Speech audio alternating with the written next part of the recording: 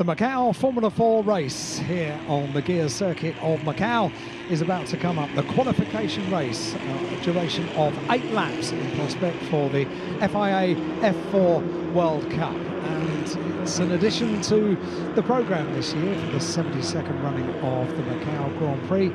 And it's a very welcome addition as well. We've seen Formula 4 cars around the gear circuit before, and we saw them on the first weekend of 2 weekends just a couple of years ago when we were celebrating the 70th Macau Grand Prix, and they are fantastic. Around the gear circuit at Macau, F4 cars are nimble, they're quick, and we've got young drivers, probably the youngest drivers ever to compete around the streets of Macau, and they have equipped themselves pretty well over the last couple of days, and they kept the Macau Grand Prix running over 2 years, 3 years, when we had restricted access to the event, and many people were working remotely for 3 years for the Macau Grand Prix. But the Formula 4 cars, they kept everything running for the Macau Grand Prix, and they did it to great effect. And now it becomes a World Cup for the FIA. It is the FIA F4 World Cup, and the cars are making their way out onto the circuit to form up on the grid as we speak. In the commentary box with me is David Addison, and we both agreed, didn't we? F4 cars, I think it was 2020 we saw them for the first time around the streets of Macau, are perfectly suited. They're perfectly suited because they're small, but they're quick, they're narrow, they're nimble. And they're perfectly suited because it's an international category these days.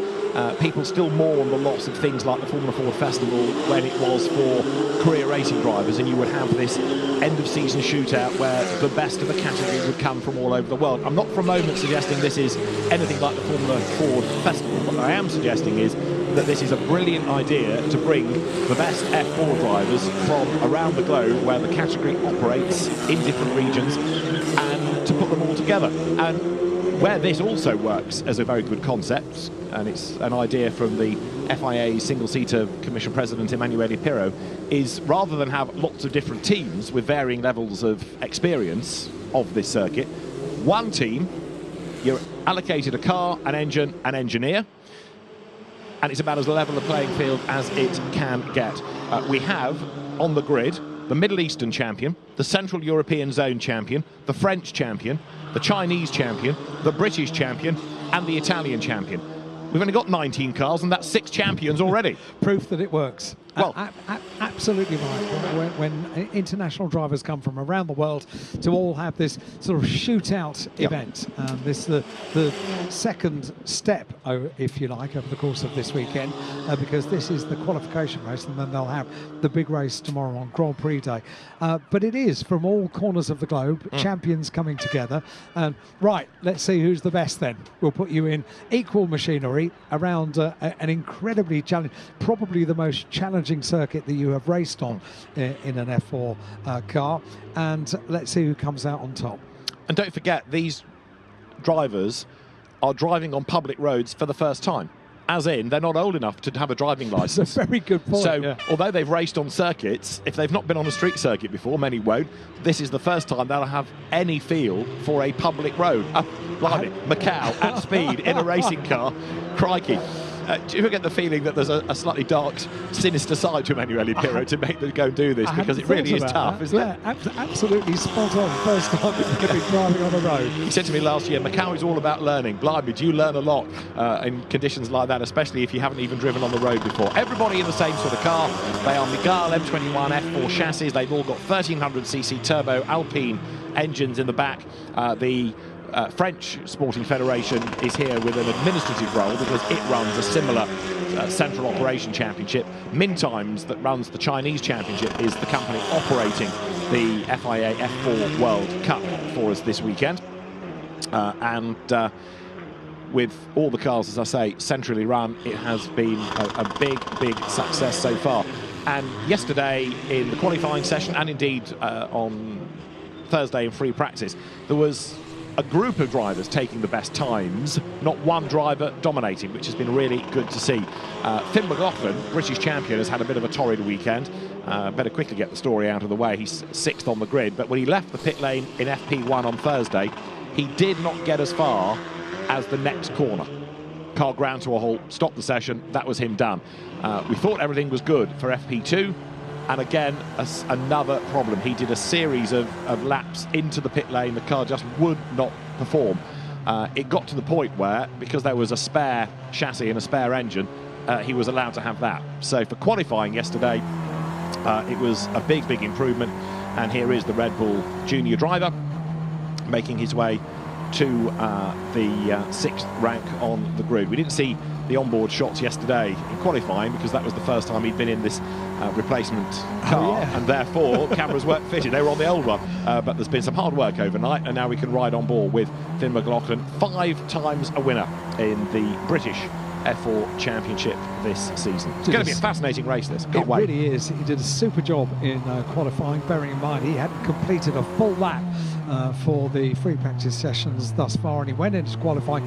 He qualified superbly in 6th place, and he was very exceptional in the British Championship this year to take the title. So what a pro at such an early age to deal with all of the challenges over the last couple of days, and then to go into qualifying and qualify on the outside of the 3rd row of the grid. Top work. There's some family connections as well, some familiar surnames, including the driver that's on pole position, Sebastian Weldon. We've got Rintaro Sato on the grid. We've got Thomas Behrman as well. They are surnames that already we know in the motorsport world, and it's fantastic to see so many international drivers being represented for the first time of the FIA F4 World Cup.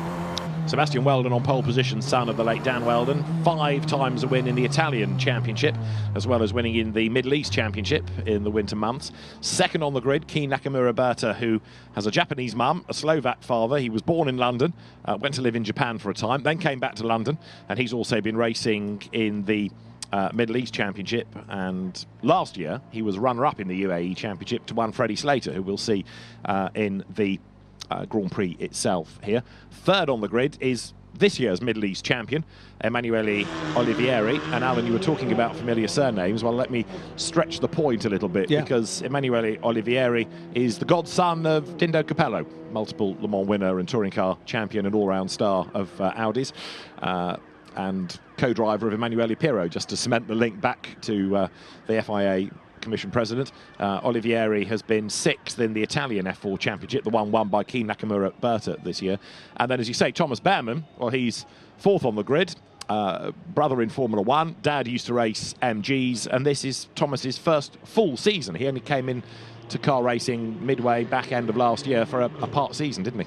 Had a good qualifying, didn't he? Showed pace that we hadn't seen so much in free practice, but then switched it on in the first competitive, if you like, action of the weekend. And in qualifying on the outside of row 2 was really good qualifying.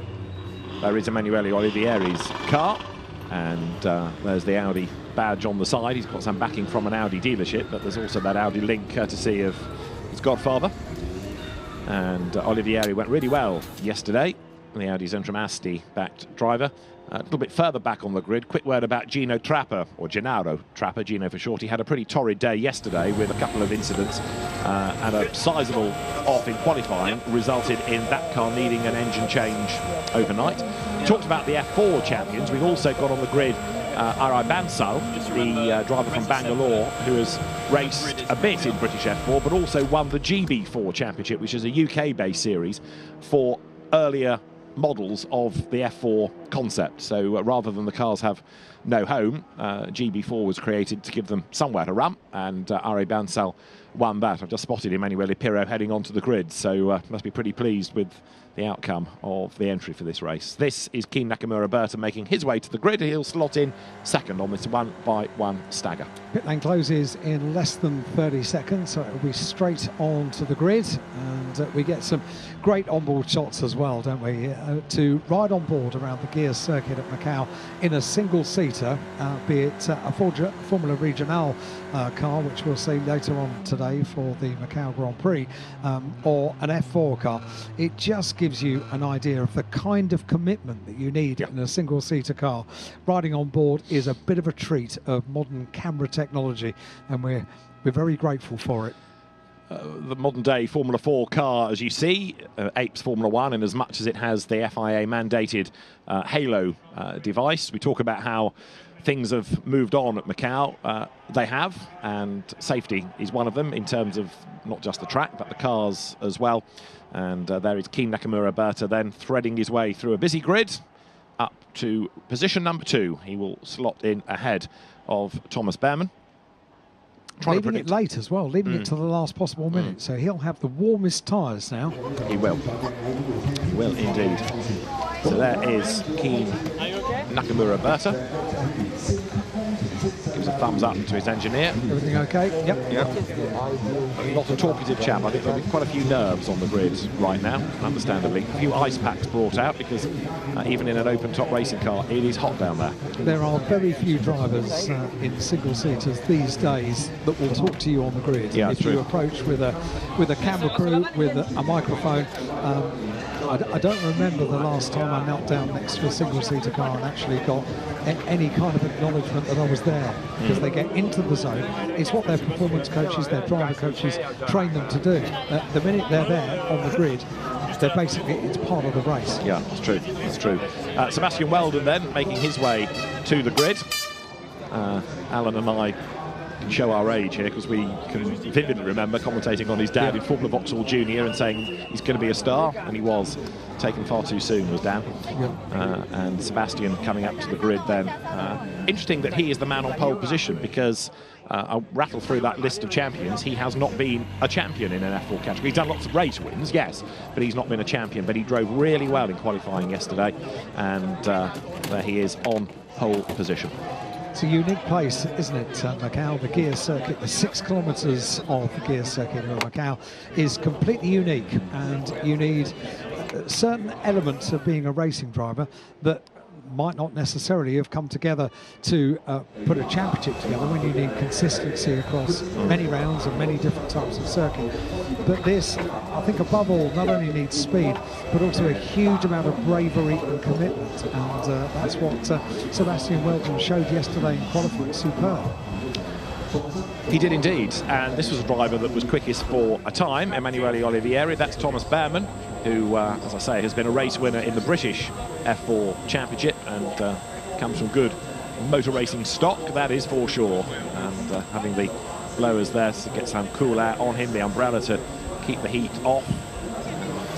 There behind is number 3 of Thiago Rodriguez. Now, he has been an F4 champion, not this year, but back in 2023. He won the Chinese championship. He's also raced in the Macau Kart Grand Prix, the Macanese driver. And last year he was in the Grand Prix itself for Formula Regional cars and had an accident on lap 1, but has bounced back. And so, over the course of the weekend, as the British F4 champion here, Finn McLaughlin. He's heading off to FIA F3 for next year, rather than Formula Regional. So, will we ever see him back at Macau? Many drivers compete in FIA F3 and then decide, hang on, I like Macau, I want to go back. So, don't rule it out. Yeah. Well, I hope we do.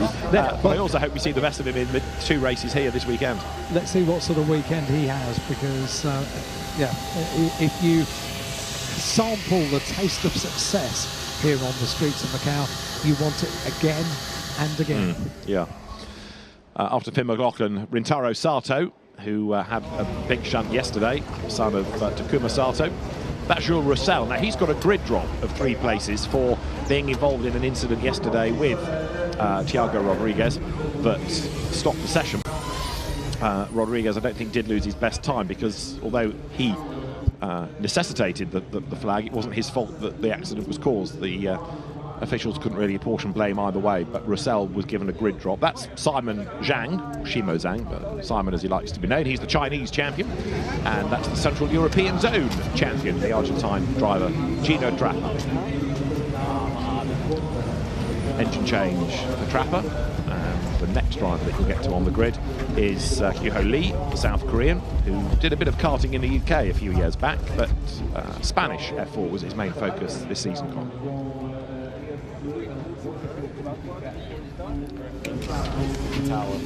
Kimi Chow is for number 61. He was a race winner within the Chinese championship this season. more and more young drivers adopting a Kimi tag to their name. Kimi Antonelli, you've got Kimi Chan, and the next driver you get to on the grid is another of the Satos. They're unrelated. This is Itsuki Sato, runner-up in the Japanese F4 Championship and a race winner in the Indian Championship, all of which just illustrates how popular F4 now is around the globe. It really is. It's why it was introduced. It has grown and grown. Commentating on the British Championship this year, I was just had a sort of a slightly nostalgic feel when I looked at the timing screens over the course of the year, because we have the flags of the nations that are competing on the timing screen, and I saw so many flags. It kind of took me back to Formula 3 in the 1980s and 90s in Great Britain, where so many drivers decided, okay, this is where I want to learn my craft, this is where I want to be, and drivers, Ayrton Senna immediately springs to mind, packs a bag, up sticks, sets up on a house share with Maurizio Gugelmin in Surrey, and does a complete year of British F3, and that's when the world first knew about it. And was a winner here. That's 1983 Formula 3 season. First year Formula 3 was the category at the Grand Prix. So somewhere on this grid are Formula 1 stars of the future. And remember the names, because in a few seasons' time, they will be on a Grand Prix grid, no doubt. The grid is now being cleared. They will have one further formation lap before they are released into battle. And there, the drivers set ready to go. Keen Nakamura Berta for second on the grid, Sebastian Weldon for pole position. That is Emanuele Olivieri, pat on the helmet to wish him well, and another. And then he sorts out where his crash helmet should be. But it's going to be a really intriguing race, this. Let's have a look at the grid then, just recap who starts where. Sebastian Weldon is on pole position. Italian champion Keen Nakamura Berta, the British driver, lines up second. The Middle Eastern champion Emanuele Olivieri is third, ahead of Thomas Behrman and Thiago Rodriguez. British champion Finn McLaughlin goes from sixth, ahead of Rintaro Sato and Are Bansal. Jules Roussel with his grid drop seventh, ahead of the Chinese champion Simon Zhang. Central East European zone Gino Trapper is 11th from Kyoho Lee, then Kimi Chan and Itsuki Sato. Ryan Caretti is 15th from Emily Cotti, Marcus Chung, the Macanese driver, and 18th on the grid, the French champion Alex Munoz, who's had two big shunts this weekend, with Wang Zhuzhe rounding out the grid. There is a lot at stake. There's a lot to look for here. We're building this up, but it is, in quotes, only the qualification race. The results of this sort out the grid for the World Cup itself. But I love the fact that we have a Saturday of racing. So the way that we have a 4-day meeting for the Macau Grand Prix.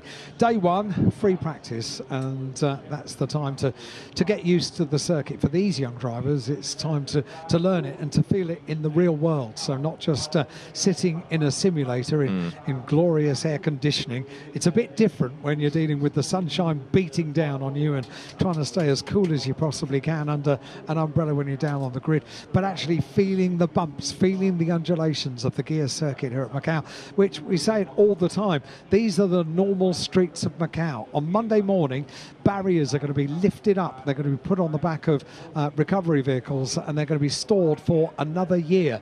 And there's nothing quite like actually being in a race car. So Thursday is about that. Friday is about qualifying, and then we get two races over the course of the weekend. And people wonder why I like to come to Macau in November every year. It is a circuit like no other, and there are drivers that excel here that perhaps haven't at other places. There are drivers that arrive here as champions or drivers with big reputations that struggle. And it's fascinating to see this end of season shootout, whether it's in a GT car as we have to come later today, or a Formula Regional chassis as we have later on, or in these F4 Mégales that are good to go. We're into the final 1 minute of the countdown, a formation lap, and then 8 laps are ahead of us. Here we go then. The pulse rate begins to rise down on the grid inside the cars, and this is the moment that drivers rather like, because once they are set off on the green flag lap, it's them and it's the car. They are on their own. They are in isolation.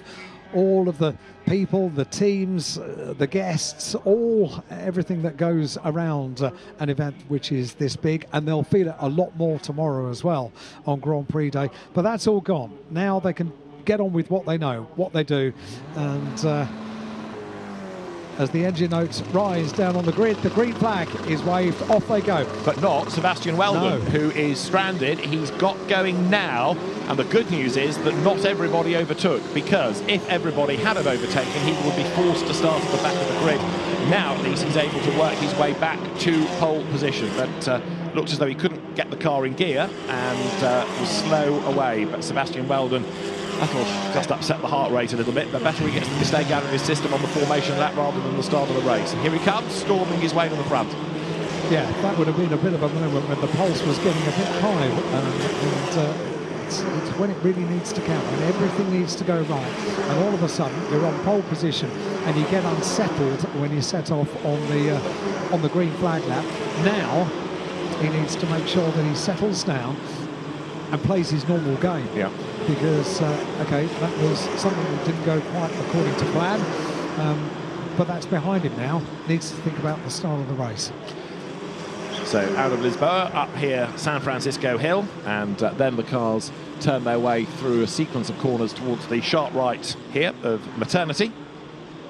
Takes you past the hospital, and then they drop down the hill, heading towards Teddy Yip corner, whose house looms over the circuit. Teddy Yip, who was always a huge part of the Macau Grand Prix, as well as, of course, building his own Formula One cars and taking this area into Formula One Grand Prix racing. And the Theodore Racing name continues, supporting Kramer within the Grand Prix itself. Then the cars drop down through the Solitude S's, down far away hill, and eventually get to Police, so-called because it's near the police station, and then they climb up towards Moorish and then on to Donna Maria. But at this part of the circuit, finding a reference point really hard. That's a bit more like it. That's down at Police. This is the short climb up towards Moorish. And Sebastian Weldon then, having got himself back to the queue of cars, a little bit red-faced maybe, but he's trying to calm himself down again now, as well as warm up the tyres ready for the start of the race.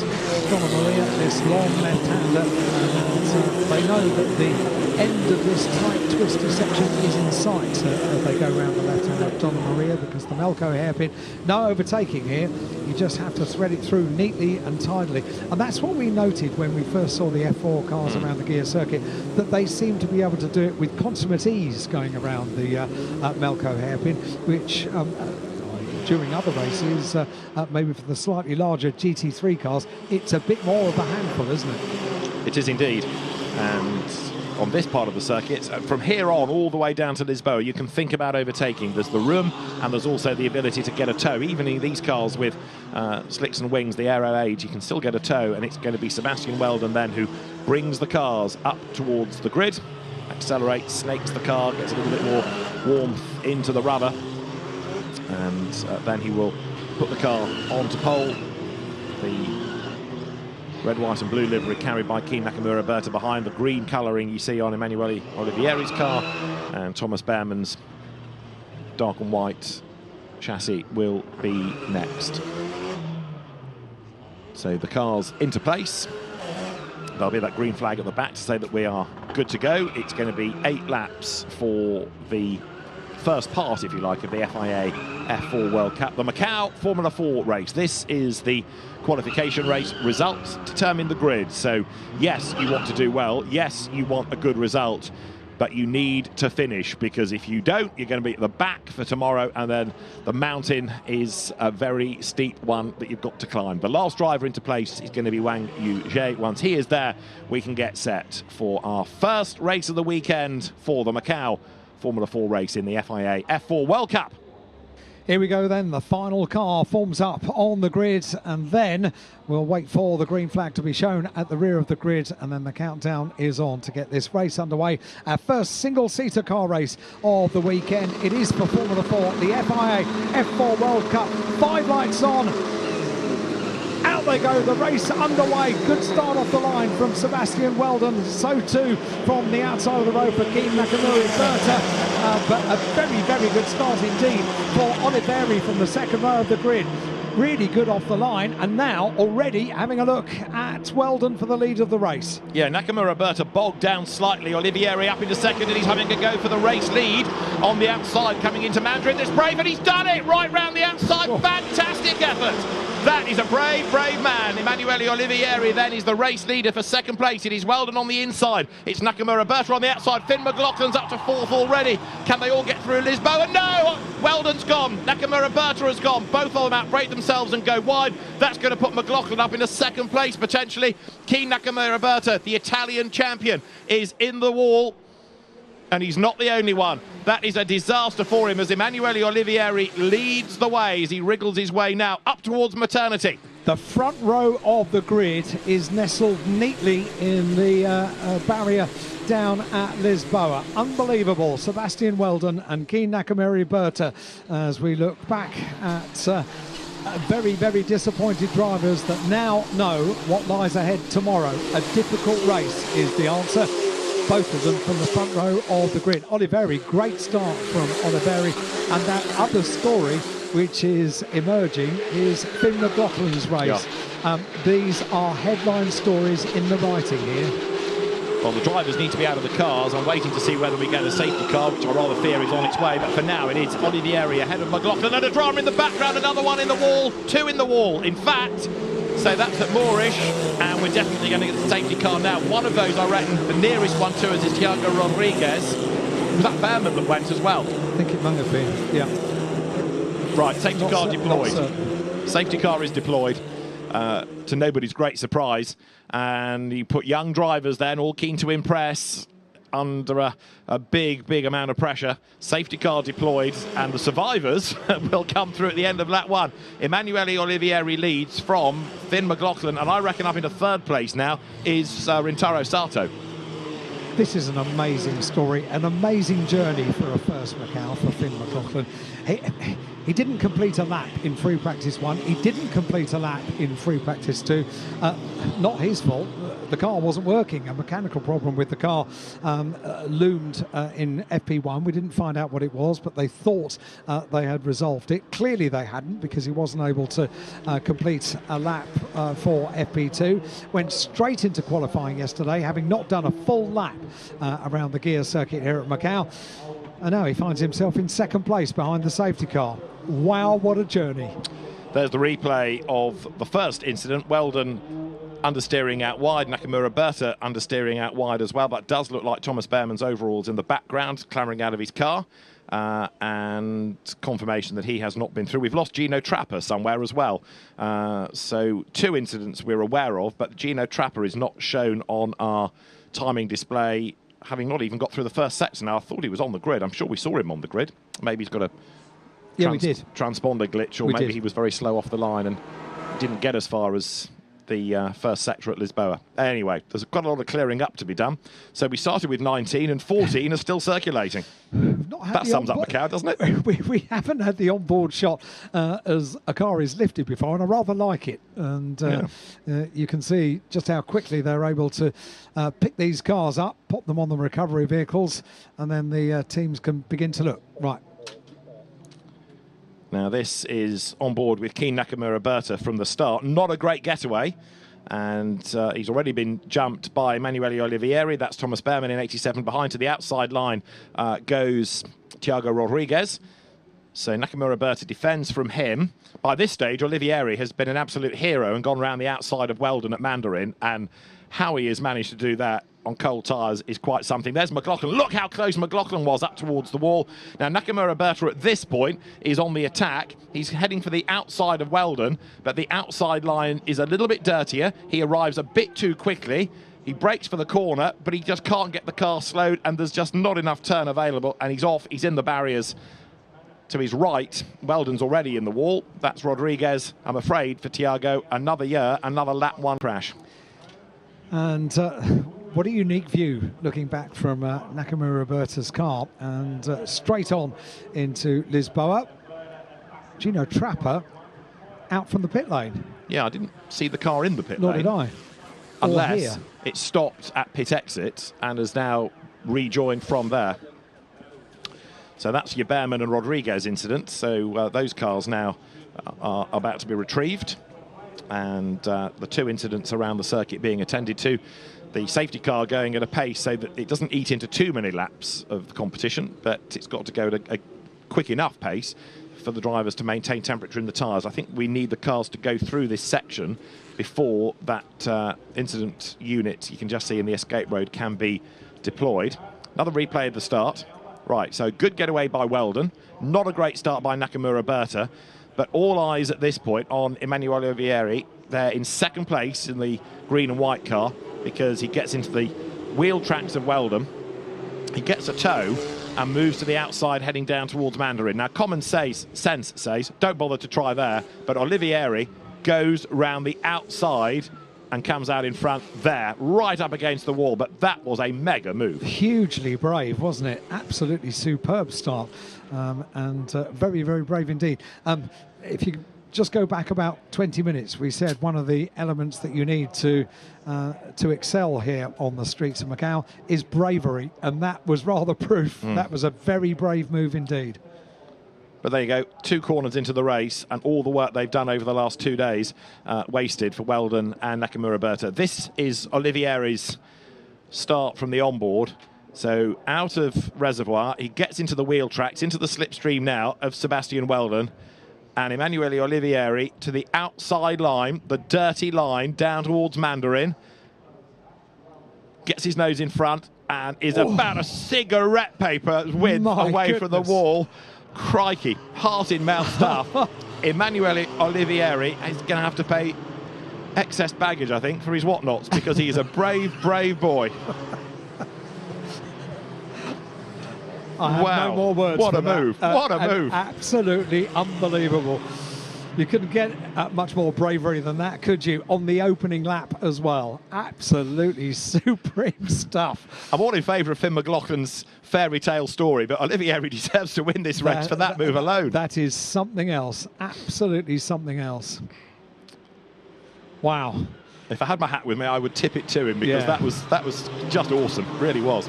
Other people that have benefited out of all of the dramas of the first lap: Rintaro Sato up to third, Jules Roussel is fourth, bearing in mind he started ninth with his grid drop. Simon Shang is fifth, Ari Bansal is in sixth place. And how about this? Alexandra Munoz, 18th on the grid, is up into 10th. That's pretty good, isn't it? Wow. So already stories have unfolded. This is an 8-lap race. We are on the second lap behind the safety car as we head down towards the right-hander at Lisboa, and this is on board with Olivieri, and another view of what was a mighty, mighty move on the streets of Macau.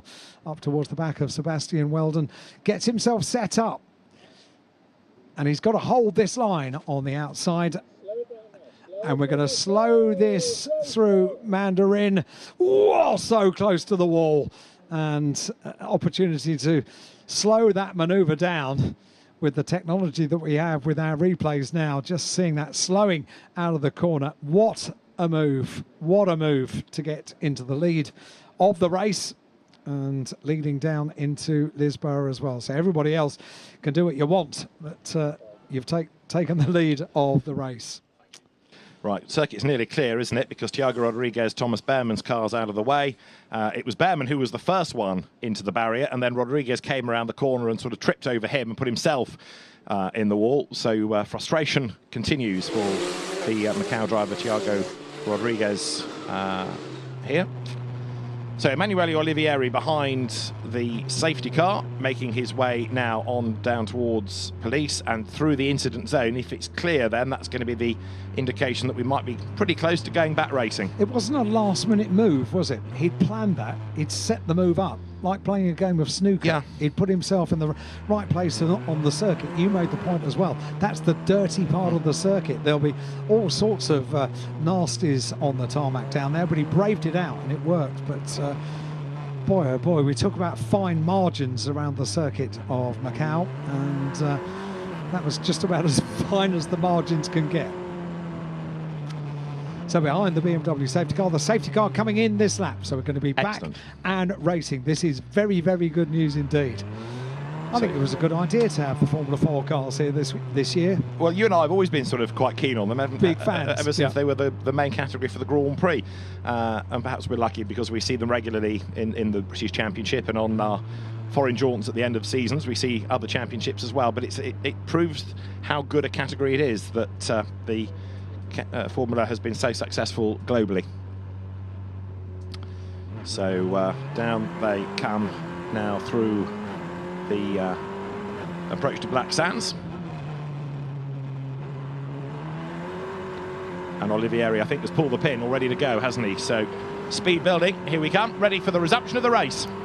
Here we go, we're about to get things back underway for the FIA F4 World Cup and the Macau Formula 4 race around the final corner up towards the line. And Olivieri leads the field across the line down towards the scene of that incredible move down at Mandarin on the very fast run, on board with Finn McLaughlin in second place. And let's see how close he can get when they get down towards Lisboa. A little puff of the tyre there for the race leader, for Olivieri, through that Mandarin corner on the cleaner part of the circuit this time. But Finn McLaughlin is having a look, isn't he? He's all over the circuit, all over the back of the leader, side by side on the way down into Lisboa. Slots in behind, but Finn McLaughlin can sense a victory here. From 230 kilometres an hour through Mandarin to 80 kilometres in second gear to Lisboa, McLaughlin was in the wheel tracks. Very good defensive driving then by Emanuele Olivieri as the cars now make their way up the hill. No yellow flags as far as we know. McLaughlin is all over Olivieri like a rash then as the cars wriggle their way up towards Maternity. In third place it's Rintaro Sato, and side by side nearly McLaughlin sticks his nose up the inside. He is absolutely determined this is going to be his race win.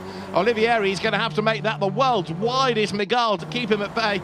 Finn McLaughlin then, having not turned a lap all day on Thursday, second place, fighting for a win. Brilliant. Can I breathe again? My goodness, you don't often see a single-seater having a little nose so close to the race leader on this tight and twisty section, but Finn McLaughlin is showing his intent, isn't he? Around Police, up towards Moorish they go. The top two have got a good gap, so the two of them can work away together, and they have broken away from the rest of the field. Lisboa is your chance to overtake because of the toe you get, and the move has to be teed up from the exit of this corner. So here they come now, up towards the hairpin, and if McLaughlin gets a good run off here, he can sit in the wheel tracks. He's almost given him a shove round the corner, so close did he get. Come on, he says. And actually that's hurt McLaughlin. He's fallen back by a couple of lengths, so he's now got to do the hard yards all over again as they come back down towards Fisherman's. And you're right to say the exit from Melco corner is absolutely vital to setting up a manoeuvre, and Finn McLaughlin has had to rectify the mistake. He's nowhere near as close to the back of the race leader as he was, but he's pulling it back in, isn't he? He's reining in the race leader. He's once again showing his intent, planting himself on a different part of the tarmac to let Olivieri know he's still there. The Red Bull liveried car in second place once again is mounting the challenge. So nose to tail coming out of Reservoir. Rintaro Sato third behind them. The black car is Jules Roussel. The pink and white livery is Simon Zhang. The yellow colour of Are Bansal. And McLaughlin's move for the race lead is on now because he's in the wheel tracks. He gets a toe. Is he going to be able to dive to the inside as they get down towards Lisboa? He's just a little bit too far back, and he does not need to do a full send here and risk going off when a front row for the main race tomorrow would suffice. So the move is being made against Are Bansal by Rayan Caretti, and he goes through nicely in the blue car on the inside. Certainly does, as the leaders turn up through San Francisco Hill, and this time much further back is Finn McLaughlin. That little tap, and I'm pretty sure there was a little tap coming out of Melco, may have cost. I hope the front wing isn't damaged, because they're going to need a front wing to be absolutely doing what it does around the streets of Macau. Let's hope not, because they are pretty vulnerable, aren't they? And Alexandre Munoz, in his rebuilt car, I'm afraid, has pitted. He was going quite nicely into the top 10, but problems persist for the French champion. So he is out of the contest, seemingly. He's going to have to start towards the back in the main race tomorrow, as the cars now accelerate again from Maternity down through the Solitude S's towards Faraway Hill. That's Sato, that's Roussel, and up behind Jules is Simon Zhang. And what about the gap between the leaders? Well, it had gone up. Olivieri doing an absolute best second sector, but McLaughlin's on his toes again to bring the gap down by doing an absolute best third. And so now as they go through Police, Olivieri does look like he's got the measure for the moment, but we are a long way from a checkered flag. Let's hope that Finn McLaughlin can get a better exit from Melco and not be held up too much on this occasion, because that was what cost him. You made the point. You need a good exit from Melco on the run down towards Black Sands and Fisherman's. That sets you up. And oh dear, That's Emily Cotti, I think, isn't it? Number 42, possibly. So, yes, it is, who was in 12th place. She had a crash on Thursday, and that car is tantalisingly close to an escape road.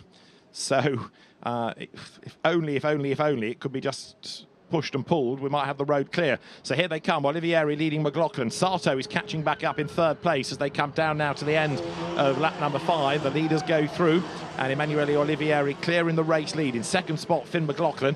The gap between them as they go over the stripe is 1 second, in fact. So I think Olivieri is just extending. He's done the fastest lap of the race now at 2:25.6. By 6/10 of a second. It was 0.4 of a second on the previous lap across the line, the gap between the top two, and that has extended by 0.6 of a second, 6/10, and it's over 1 second now between the top two. However, Finn McLaughlin has been really good on this part of the circuit, down through Mandarin and down on the run towards Lisboa, but not close enough to have a challenge. Not so for the 3rd place battle. Sato having to look very much in his mirrors for Roussel, and Roussel has this time put in the overall best first sector of the race. Not surprisingly, the race leader on that last lap has just put in the overall best lap, a 2:25.606. Now, we were querying whether Finn McLaughlin hit the back of Emanuele Olivieri. This is going to answer the question. They turn into the corner, and Tap certainly does give him a knock. Not deliberately, but Finn McLaughlin just a bit keen on his toes, and that's slightly affected him, actually, the bite a bit in a sense, because he's dropped back as a consequence. Agreed, and we thought there was just the slightest of touches, and there was, and good work by Olivieri. Confirmation on the timing screen. We've got the yellow flag down at turn 14 for Emily Cotti's car, and yeah, Olivieri did well to hold that, because that would have been a bit of a surprise knock, I would have thought. Well, indeed. So they go through that zone. The car's well offline, actually. It's barely seen on the camera as the cars go through. So you've got Olivieri with McLaughlin trying to catch back up again, and he's brought the gap down in that last sector by a couple of tenths. Then the car's now make that run again into Donna Maria. So we're currently working lap number 6, and Finn McLaughlin getting away once more from Sato, Roussel and Simon Zhang 3rd, 4th, 5th, and edging closer to Emanuele Olivieri. He's close at the hairpin, but actually the gap stretches on exit, doesn't it? McLaughlin later on the brakes, but then he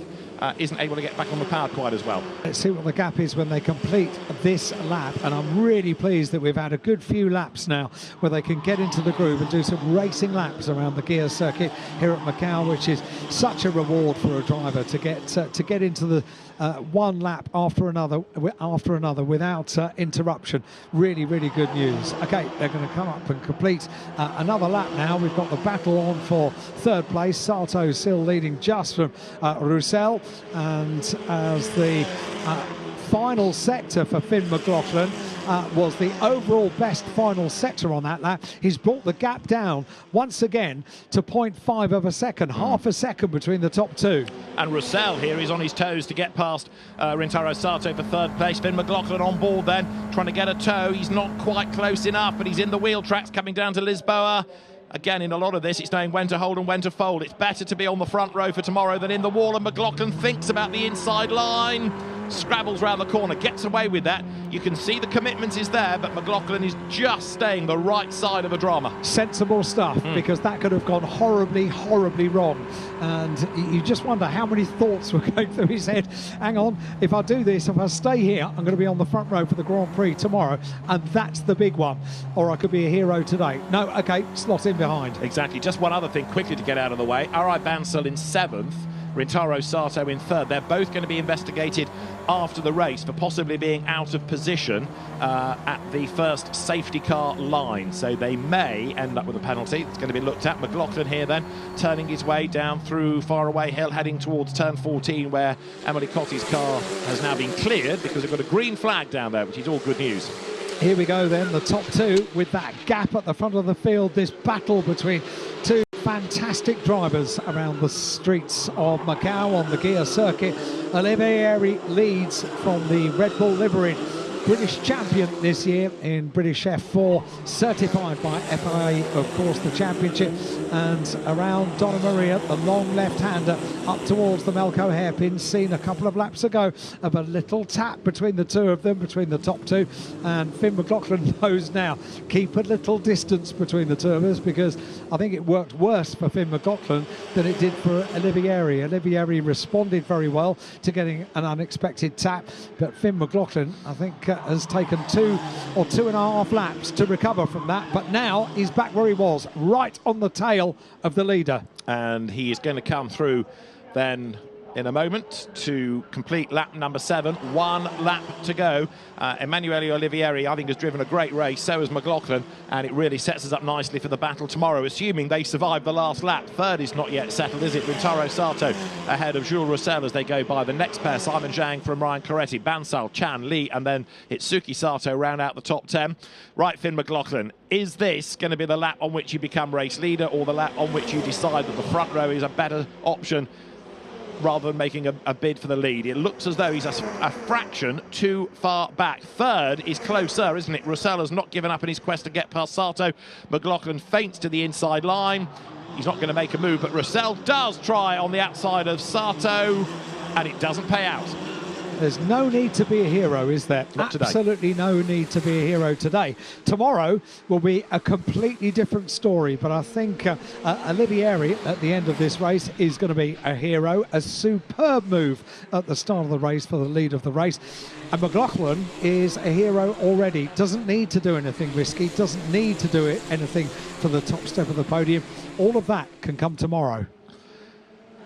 So the race leader, Emanuele Olivieri, then just ahead of Finn McLaughlin. Now there is one other opportunity for McLaughlin, and that is coming down towards our bend on the last lap. We have had the Grand Prix decided that way in the past, not necessarily by the drivers that thought they were going to win it, but it has been doable. And McLaughlin, again, I suspect he's too savvy to risk everything for that, when tomorrow is a different story. Emanuele Olivieri then is the race leader, and the first time we've had an FIA badged F4 World Cup race. He is the driver, not only that he's in the lead, he's also done the fastest lap of the race, a 2:25.6, and that against a 2:24.7 as the F4 lap record sets 2 years back by Arvin Lindblad. Through Donna Maria, they have gone up towards the Macau hairpin. Scene of that little touch early on in the race between the two of them, but everything neat and tidy. And you're looking back at potentially a race winner at Macau. McLaughlin hits the wall. From second place, McLaughlin hits the wall. He's going to be able to limp it to the end, possibly, but was anybody else involved in all of that? Because there's another slow car up the road. So Finn McLaughlin has clobbered the wall, and after such a great story, he is going to be at the back of the grid after all, as Emanuele Olivieri comes through. The checkered flag is at the ready. Drama on the last lap of the FIA F4 World Cup qualification race. Emanuele Olivieri wins. There's a massive gap before. We've had a change for second as well. It's Jules Roussel ahead of Rintaro Sato for second and third places. Fourth is Coretti, fifth is Bansal, sixth it is Kimi Chan, seventh is Kyuho Lee. And we wait and we wait and we wait for anybody else. Coming up for eighth place then is the battered car of Simon Zhang with the right front corner completely broken. He was the other driver involved. Ninth, Itsuki Sato. 10th is Marcus Chung. 11th is Yuzhe Wang. And Finn McLaughlin has not got to the end. McLaughlin is going to end up being classified 12th and put himself on the 6th row of the grid. And there is the story. Finn McLaughlin in the wall, and he cannot believe it. What a character-building weekend this is proving to be for the British champion. Oh, he drove such a race. And I thought he was doing everything absolutely right, yes. Keeping out of trouble, staying up there, and he knows that's on him. Frustration. Absolutely. Utter frustration. He cannot believe it. He cannot yet sink in as to how he has made that mistake. Finn, we feel it with you because he drove a super race, and the way they went down to Lisboa, you knew that he had decided, okay, this is good enough. All I have to do is hold it all together for this final lap, second on the podium today, and then I'll be on the front row of the grid tomorrow. It's not over till it's over. Something went wrong. Yeah. I'd love to see the replay of that in due course, because sure Finn McLaughlin has thrown away a second place in that race, and he's made life very difficult. Not impossible, but very difficult for tomorrow. So we knew it was going to be a good race, and it was a good race. Really dramatic. And I don't think we expected a finish quite like that. The other car that was involved, we saw another slow car, Simon Zhang, the right front corner, completely smashed on that. He was able to drag it to the line. So there is Emanuele Olivieri. And let us see here, Finn McLaughlin. This is on board then, so he comes down to the Melco hairpin, brakes, turns in. Behind him was Sato and Jules Roussel battling, and he gets hit, doesn't he? There's a whack in the back. So McLaughlin is hit, and then he accelerates, and there's something that's possibly broken because suddenly he's weaving from side to side, and then he ends up in the wall. Here it is from the outside. Now, how on earth does he get hit in the back? There's nobody near him. So he comes through the corner. Oh, he hits the barrier. He hits the barrier. That's where the whack comes from. So, yeah, he's hooked the right rear wheel on the Armco, and that's where the suspension is broken. That's why it won't go in a straight line. Oh. And there is Finn McLaughlin. Well, that is a very rare incident at the Melco hairpin, because normally people take a really wide arc around it, but McLaughlin just hooked that wheel around the Armco, as you saw. That broke the rear suspension. That accounts for why it wouldn't go in a straight line. Well, he possibly could have nursed it to the end, but he ends up in the barrier, and Finn McLaughlin out of the race, out of the car. Wow. This is one story that keeps on giving. 2 moments of drama for Finn McLaughlin during that race, and both of them came at the Melco hairpin. Goodness me, I don't remember seeing that at the on the barriers on the inside of Melco hairpin. Don't remember seeing that.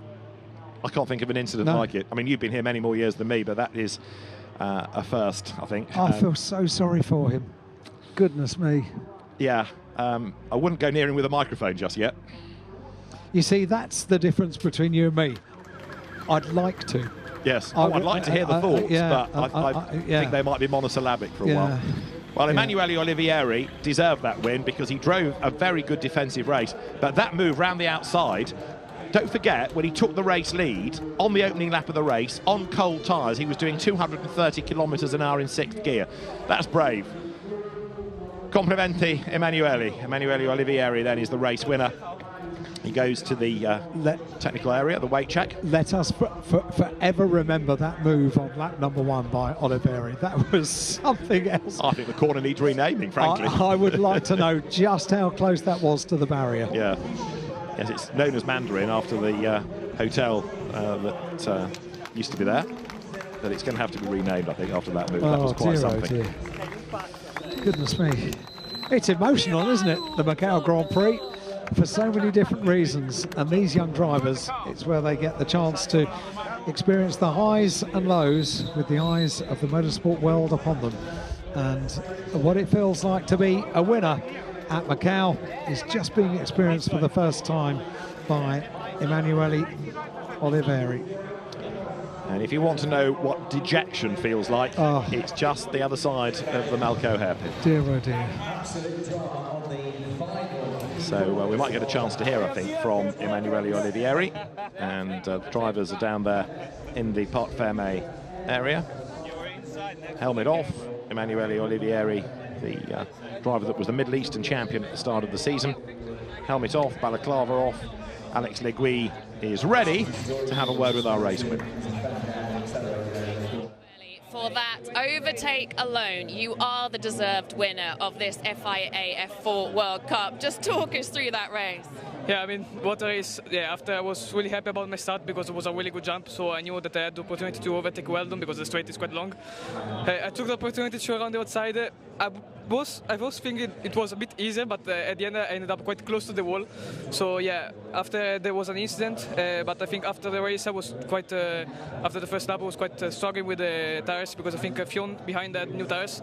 So I was quite, let's say, driving quite difficult with but yeah, still good win, all to play for tomorrow. Yeah, so qualifying race absolutely nailed. This must give you a lot of confidence ahead of tomorrow's main race. Yeah, for sure. We have now I have a lot of confidence also after yesterday quali. So yeah, tomorrow I will give everything. But for sure, this win means a lot. But I need to work out tomorrow. Brilliantly done. We look forward to watching you.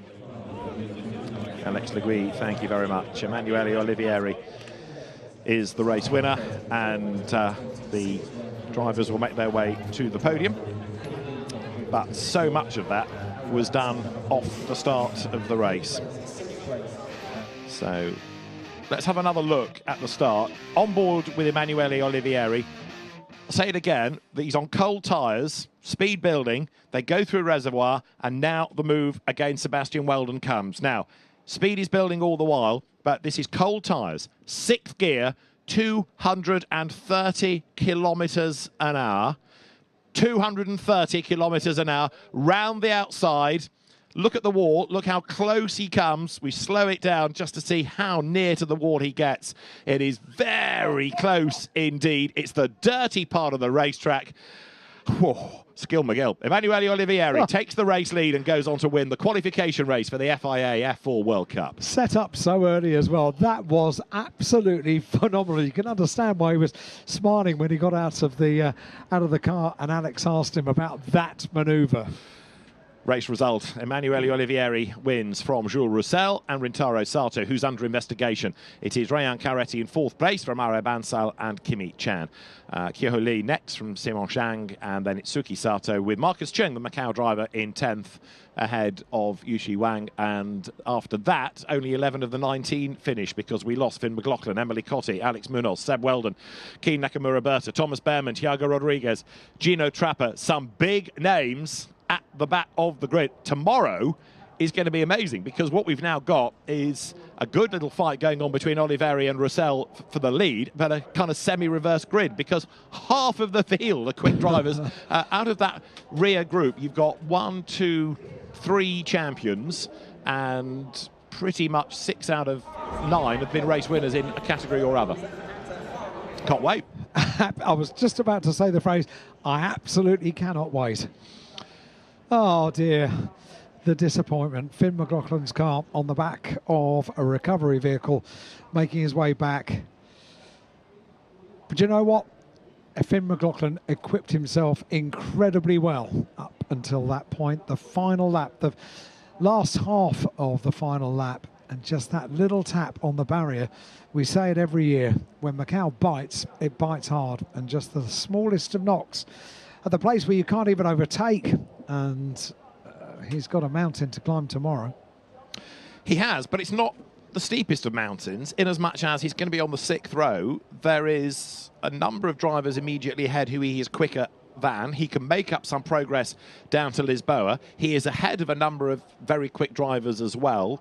There's bound to be a drama at Lisboa on the first lap, so there are places to be gained. I'm not suggesting he's going to win it from 12th on the grid, but a podium is possible, I think. If I was to sit down with him and have a little pep talk ahead of the race tomorrow, I would let him know that in the road sports race that we had, the local race earlier on, a driver that started 17th on the grid just finished 2nd on the podium. That would be the pep talk I'd have. Well, he was 6th on the grid for that race, got himself up into 2nd, but ultimately a non-finisher, broken suspension, and the Red Bull car badly damaged. Right, let's just enjoy the highlights of the race as we wait for the podium.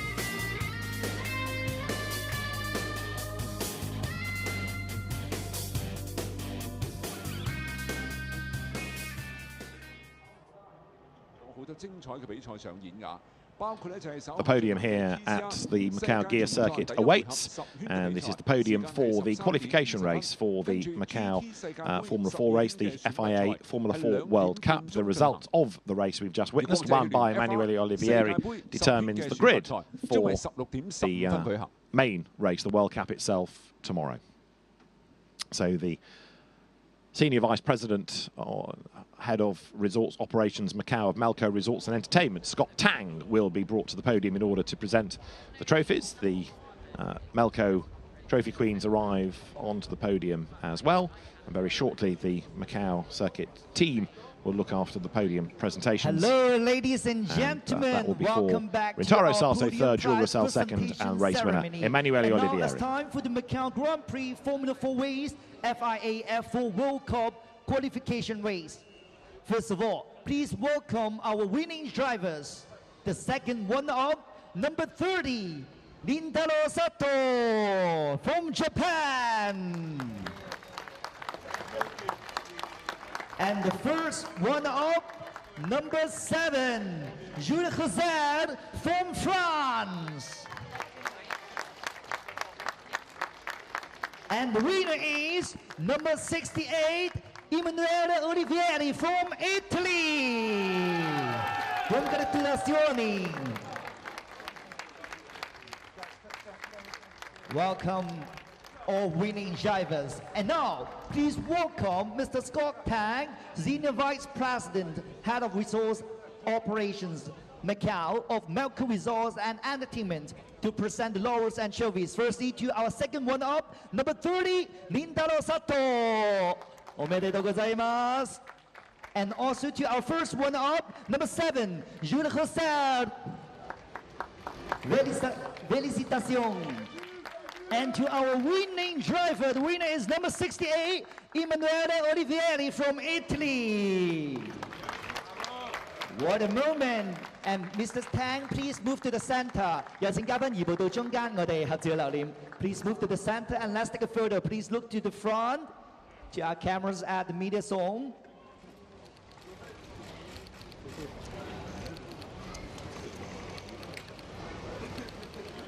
What a moment, and the podium is yours. Thank you, Mr. Tang. Thank you, and would all the winning drivers remain and move to the top of the podium. Let's take one more photo, please.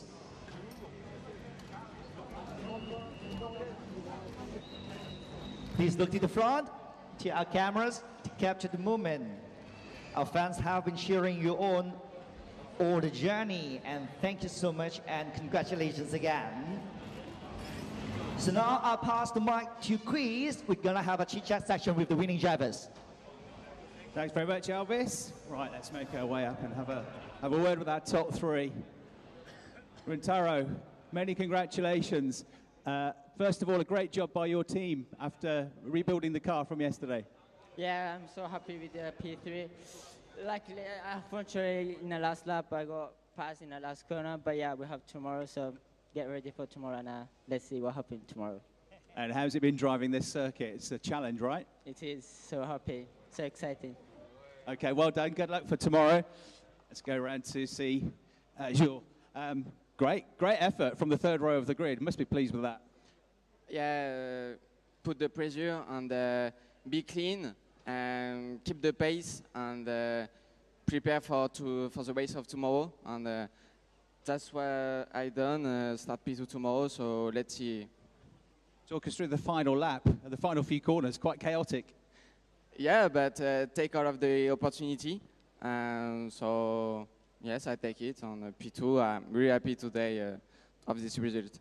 Excellent result, well driven. And our race winner, Emanuele, fantastic. What a start you had. So brave around Mandarin turn 2. We're on the outside to get the lead. Yeah, it was quite a good start, to be honest. Quite a good jump, so I knew I had quite a good opportunity to overtake Weldon.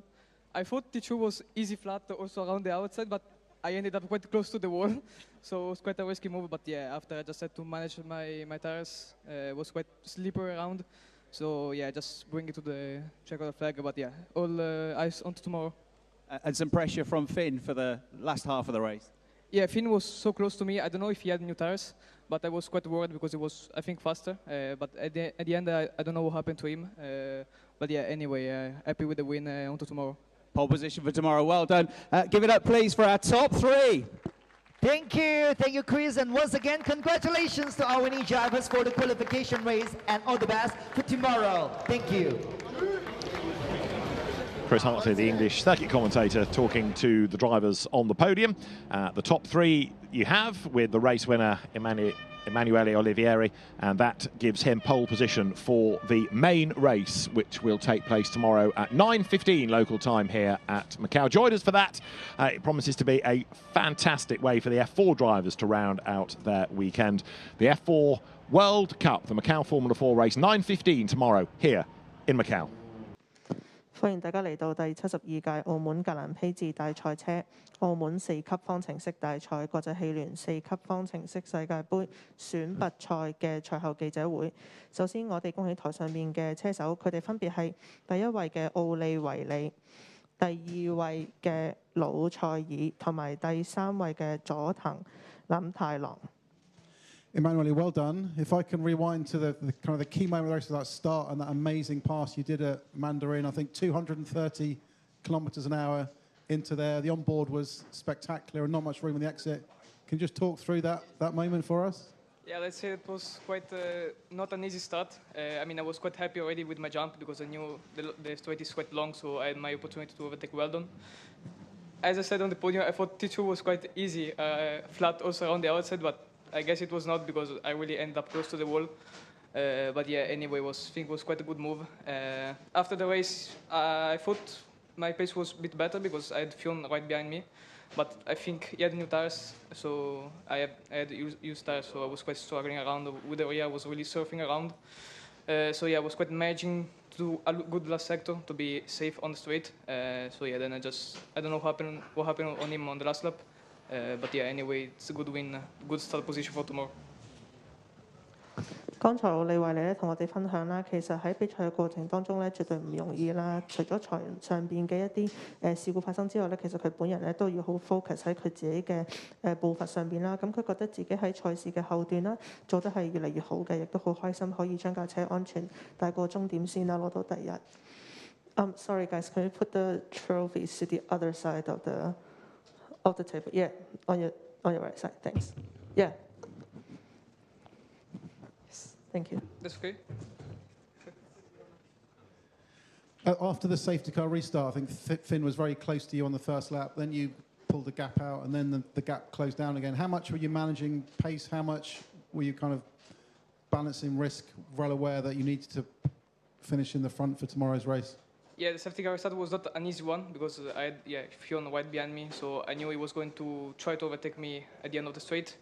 I did quite a good defense. So yeah, after, as I said, I was just trying to do a good lap sector, even though I was quite struggling in the old circuit. I was just trying to have a good run on the straight. I did two couple of defense. I think he also did a couple of mistakes. So yeah, just try to be easy, to drive safe, and yeah, to bring it at the end. 咁而佢都補充到咧，其實喺比賽嘅過程當中咧，佢都有多次咧被後車去面對後車強烈嘅攻勢啦。咁但係佢覺得自己首先就係要抵擋住佢，唔好俾人哋超越。咁同埋咧就係將架車安全帶過終點。Jules, congratulations on second place. You started 9th today. How happy are you? How surprised are you to come through and finish second? Yeah, really happy. And start more behind than the front row. And so I just go with mindset that I have to take care of my pace, but keep it safe. And that's what I do in the first big break. Choose the right line, because I know if we have some crash, that will be go outside. So I take opportunity here, and all of the race, the pace was quite good. We keep the new tire for tomorrow, and yes, keep the pressure on Arwintao, and overtake him at the last corner to take all of the opportunity. And tomorrow we will start second place. that's it. 好，而第二位衝線嘅魯塞爾咧，亦都同我哋講，其實佢喺整個選拔賽嘅過程當中咧，都係 keep 住自己 focus 喺呢個自己嘅駕駛速度啦，咁同埋希望自己唔好喺中間犯任何嘅錯誤，然後喺選擇一個啱嘅時機去擦出一啲快圈啦，可以保持到自己嘅位置啦。咁佢好期待聽日會喺第二位起步嘅。How's your experience of the Macau weekend been? Because it's first time having the World Cup here. Quite a really big experience. I think for now it's my biggest race of my career. Since the beginning, I love the track. I love the atmosphere of this race. Was really legendary, and take pleasure all of this week. The pace was there, and I'm quite happy. 而佢亦都補充到咧，佢第一次嚟澳門啦，咁所以咧好期待喺東望洋跑道上面作賽嘅。一直以嚟咧都好中意呢一條賽道啦，亦都覺得嚟到之後覺得呢個成個賽事嘅氣氛非常之好。而佢咧亦都覺得澳門嘅賽事喺佢嘅職業生涯裏邊咧係好緊要嘅一場賽事嚟嘅。對於佢自己喺本週末嘅表現咧，佢就覺得自己嘅速度都非常之好啦，所以都好滿意。Rintaro, congratulations on your finish. Could you talk about the first phase of the race? Because you were kind of in the middle of all the chaos of that opening lap and managed to stay out of trouble. How difficult was it? How did you have to be on your toes? It's been really tough, because it's so hard to avoid the crashes. So we need to be ready all the time to avoid the crashes. And unfortunately, in lap 1, we got lots of crash in some corners. So it was really, really tough to avoid it. But fortunately, I managed to avoid it. And I was P3 in the races. So I'm really happy with this. Yeah. 好，而佐藤咧都有同我哋分享啦，其實佢覺得喺選拔賽裏邊嘅過程都好艱難啦，因為賽道上嘅事故頻發啦，咁所以佢一來要保持自己嘅步伐，另外咧亦都要避免唔好俾場上嘅事故而影響啦。佢好開心可以聽日喺第3位出賽。And how did the race pan out after you for that? The leaders had pulled away a bit, but you had tremendous pressure behind, and Jules was pushing you all the way and then got you on the final lap. So in the first lap, I hit the wall a little bit, and I think the car is a bit broken. I think I got slow puncture in the last few laps, so it was really hard to block the Russell coming behind me. And in the last lap, the second place is he crashed in after the miracle hairpin, and I needed to hit the brake to avoid it. And at that time, Joe Russell literally behind me, he was in the box, and in the last 2 corners, it was a bit hard to block him because I crashed yesterday in the qualifying, so I had a bit, scary to go in a bit too much. But yeah, we have tomorrow, and fortunately I managed to finish the race, so I got confidence with this, so I'm ready to fight tomorrow. 而佢都補充到咧，其實頭先喺賽事嘅過程當中，尤其是係去到比賽嘅最後一圈咧，其實佢都承受住好大嘅壓力啦。咁但係因為佢自己曾經喺排位賽裏邊咧都有擦場嘅事故啦，所以佢就 keep 住自己嘅步伐，盡量唔好犯錯。對於喺第3位完成咧都好開心啦，亦都令佢增加咗佢嘅自信心，面對之後嘅正賽嘅。Okay, any questions for our top 3 finishers? Yeah, thanks, Jonathan. Yeah, Michael McClure from Fader Series. It's a question for all 3 drivers. Manu, you touched on something interesting about being on used tires and sliding around. Can you all explain a bit more how in race conditions the car's behavior was going if you were on these used tires, and where in particular you found there were challenges with the grip and tire performance? I mean, I think today was the hottest track temp of the days. So usually, the more hot, the more slippery it is. So yeah, we choose to be on all tires to be all set for tomorrow. But yeah, anyway, I don't think it was maybe the best choose, but anyway, we won the race, so I won't complain too much. But yeah, I was quite struggling to actually keep the car on track because I was, I think you could see on the road, I was really oversteering quite in every corner. So I was also quite trying to be safe, to not do some silly mistake. But yeah, anyway, I think the new tires advantage is giving you quite a lot of lap time and confidence, of course. Jules? For me, I was behind Wintaro out of the station, So just try to push as much in the sector 4 and 5 to on the two sector to keep him on the straight. So out of this session, I don't really feel that less grip out of the session, but compared to tomorrow with the new tire and in the qualifying, quite less. But yesterday in the qualifying, it's quite hot track too, and maybe hotter today. But yes, for me, quite okay. And for tomorrow, I start with new tire, so tomorrow it will be normally okay. And Taro? Today's a really hot day than yesterday, so it was quite hot in a racing track temperature as well. And some corners, they had a crash before we races, so some curves are a bit dirty, so it was really hard to don't slide the car too much. Okay, any more questions? Okay. Yeah, Rintaro, this one's just for you. You're one of two drivers in the field who've raced here before, doing so last year in the Formula Regional World Cup. How relevant has that experience been for you this weekend, and in what ways has it helped you the most? You know, last year it was raining all the time in the day 1 and day 2. And in the qualifying Q2, it was dry, but I crashed in a lap 2, so didn't have any experience with this. And the day 3, it was half dry and half wet in the last few laps. So just 5 laps, I had a dry, so I get the experience with this. But in the day 4 last races, I crashed in the T1, so it was really hard to know the dry condition. But this year, it was all the time dry, so almost it was my first time to join the Macau Grand Prix. So. Any more? Well, good. Thank you very much. Congratulations to all three of you. And if you can stand for a photograph, that would be fantastic. Thank you. Sorry, with the trophy?